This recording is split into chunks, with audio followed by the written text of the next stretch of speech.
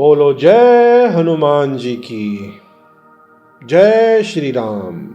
आइए अब देखते हैं हम 11वीं चौपाई को। लाए संजीवन लखन जी आए, श्री रघुवीर हर्षि उर लाए। लाए संजीवन लखन जी आए, श्री रघुवीर हर्षि उर लाए।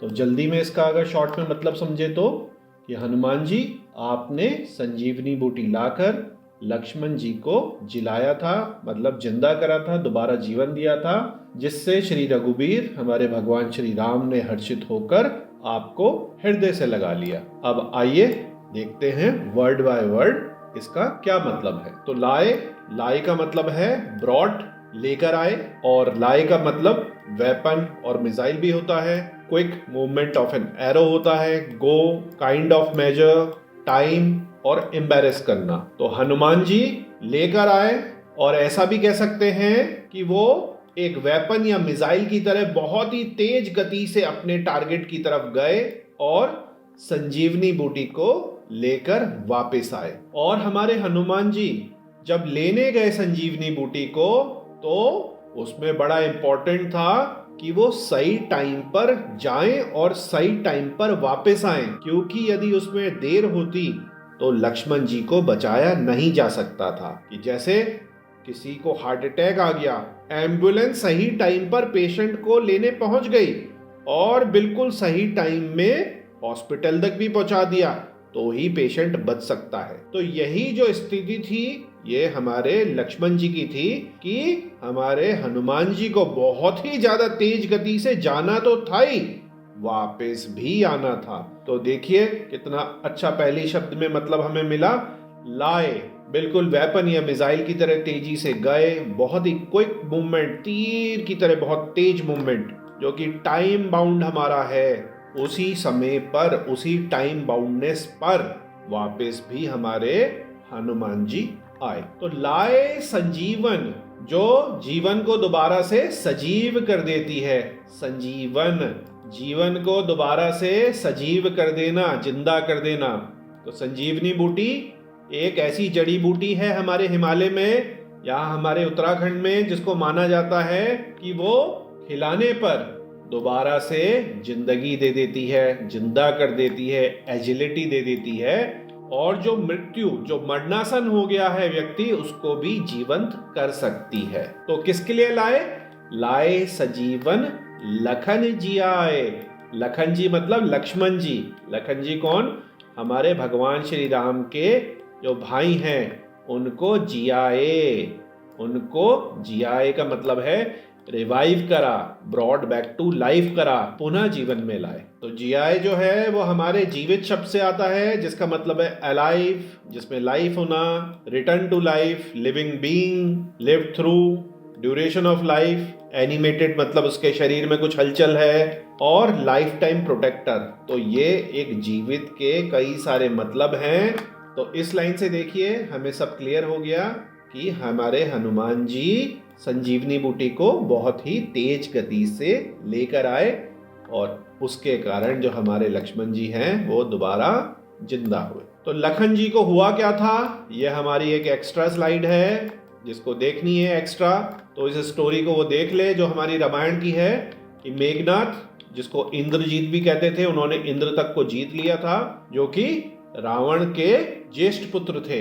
रावण और मंदोदरी के, उनके सबसे बड़े बेटे थे। उनके पास कई मायावी शक्तियां थी जिन्होंने उन्हें अपने तप से हासिल करा था। और यहां तक कि मेघनाथ को अमर बनाने के लिए रावण ने क्या करा था, सारे ग्रहों की चाल ही बदल दी थी, क्योंकि ग्रह तो उन्हीं के अंडर में थे। उन्होंने पूरे त्रिलोकों को जीत लिया था। और रावण, जैसे कि आप जानते ही हैं, बहुत प्रकांड विद्वान थे, पंडित थे।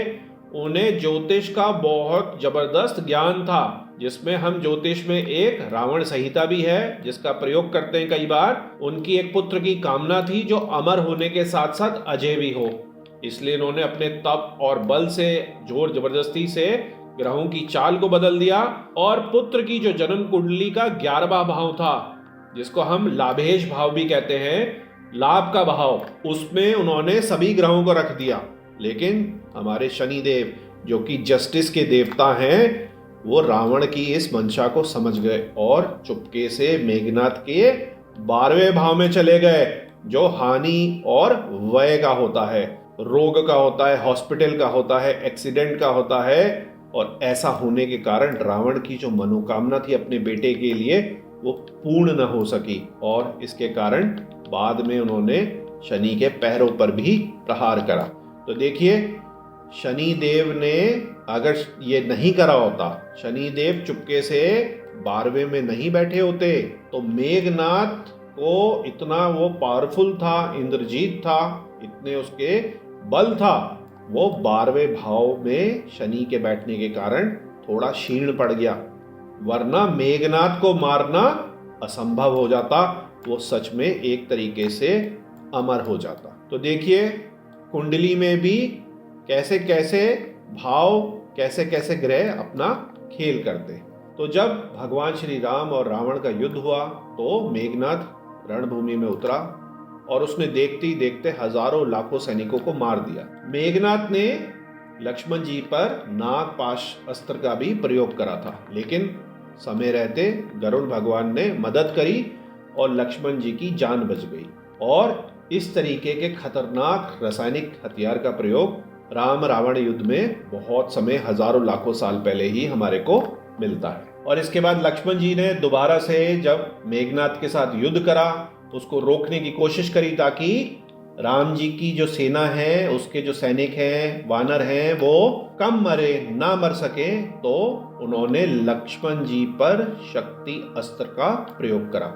और ये शक्ति अस्त्र इतना खतरनाक था जिसके लगते ही लक्ष्मण जी मूर्छित होकर गिर पड़े और सारी सेना में शोक की लहर फैल गई और प्रभु श्री राम दुखी हो गए। लक्ष्मण जी को सही करने के लिए, स्वस्थ करने के लिए कई प्रयास करे गए, उनकी मूर्छा हटाने के कई प्रयास करे गए, लेकिन वो सभी असफल हुए। तब जो वैद्य सुषेण थे, जो लंकापति रावण के राजवैद्य थे, उन्हें हनुमान जी लंका से भवन समेत उठा लाए। तो देखिए, लंका से भवन समेत ही इतना दिमाग लगाया हनुमान जी ने कि आसपास कौन इतना जबरदस्त सुपर स्पेशलिस्ट वैद्य मिलेगा।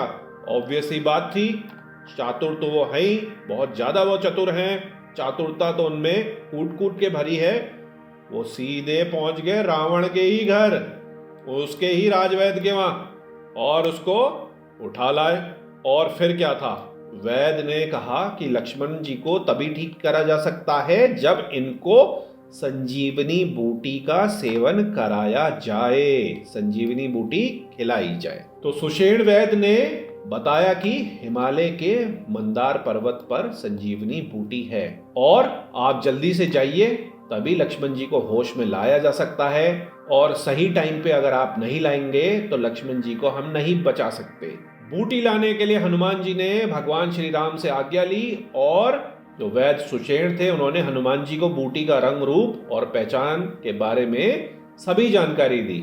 हनुमान जी बहुत ही तीव्र गति से उड़ते हुए मंदार पर्वत पहुंचे, लेकिन वहां एक ही तरीके की हजारों जड़ी बूटियों को देखकर भ्रमित हो गए। उन्हें जब कुछ समझ नहीं आया तो उन्होंने समूचा पर्वत ही उखाड़ लिया ताकि वो समय सीमा के अंदर संजीवनी बूटी लेकर पहुंच जाएं, ताकि लक्ष्मण जी को बचाया जा सके। क्योंकि सोचने समझने में यदि टाइम वेस्ट होगा और अगर गलत जड़ी बूटी वहां पे पहुंच गई, गलत संजीवनी चले गई, तो वापस आने का दोबारा उनके पास समय नहीं रहता, लक्ष्मण जी जो है वो मर जाते। इसके बाद सुषेण वैद्य ने बूटी से दवा तैयार करी और लक्ष्मण जी को दी, जिससे लक्ष्मण जी की जो मूर्छा है वो हट गई और वो स्वस्थ हो गए और पहले से भी अधिक शक्ति का अनुभव करने लगे।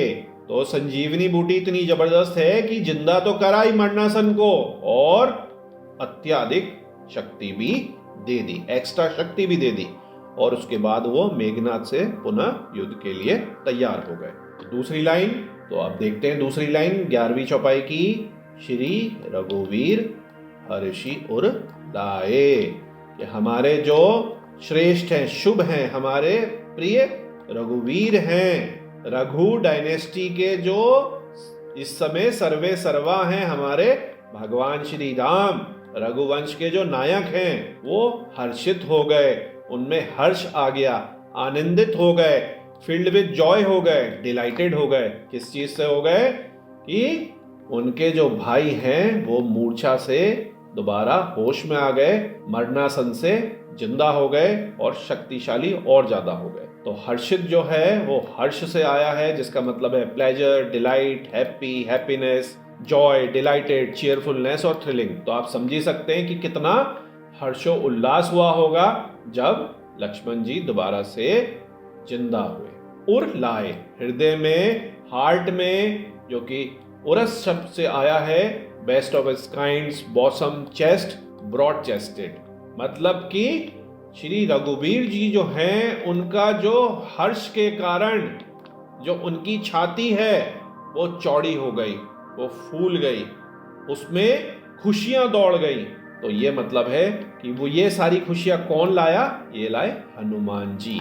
तो इस तरीके से ये लाइन का बहुत डिटेल में आप मतलब समझ गए कि हनुमान जी हमारे श्री रघुवीर जी के हृदय में खुशियां लाए, उनका खुशी से भी, और हनुमान जी की निष्ठा और कार्य कुशलता को देखकर भी उनका जो हृदय है वो खुशी से भर आया।